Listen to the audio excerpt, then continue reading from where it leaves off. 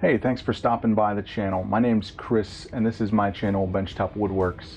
I've been here on YouTube since about late 2015 publishing woodworking videos to help you maximize your shop space. Because of my job, my family and I have to move every 1 to 3 years. I'm in the Army and a degreed mechanical engineer. I've been woodworking my entire life. Because of moving so often, I have to consider space, efficiency, and workflow with every single one of my projects, which is quite the engineering challenge, but I really enjoy it. I'm not a professional woodworker and I'm certainly not a professional video editor. I do this in my spare time when I can. I'm not sponsored by anyone, so you get the real me, unfiltered.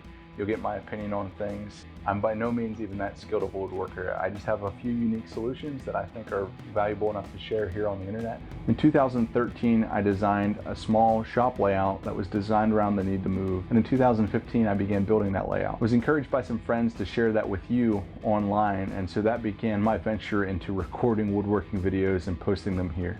Before you go, make sure you hit that subscribe button and be sure to click the bell, because really subscribing doesn't mean much to the YouTube algorithm these days. There's some playlists down below for you to check out that are sorted by category to help you find what you're looking for.